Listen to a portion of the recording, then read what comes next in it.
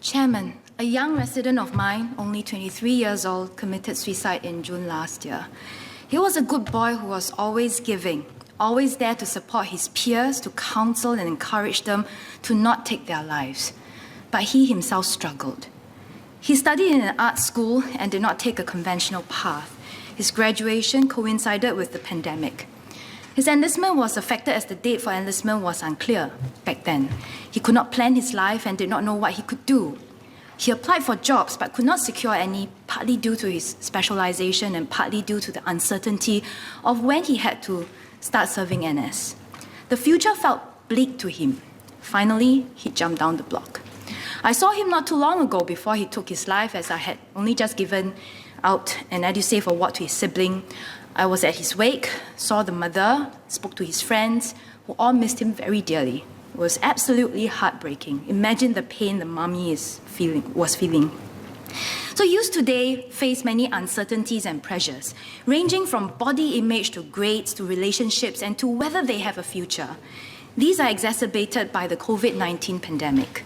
Many youths are also in transition through different life stages. Even adults, arguably having a few hard knocks in life already, struggle when hit with a crisis. What more for youth?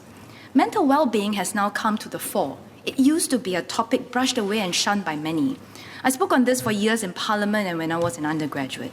People hardly wanted to talk about it, but now we are forced to come face to face with it as we endure the pandemic. But thankfully, there is now a general public will to address it. I know stress is not something one can legislate away, but the government can direct resources through the right channels in a timely manner to help our youth through difficult times, to help build their resilience. Some of the stress could be mitigated by guiding them in the right direction, such as proactive career counseling and matching, and timely intervention to stop physical or online bullying. But oftentimes, it is also about letting them know that they are not alone, that there is someone or groups of people whom they can turn to for a listening ear, for positive affirmation, for advice, and to nudge them to embrace a growth mindset. That someone may not always be a family member, and that's okay. The school and community must be ready.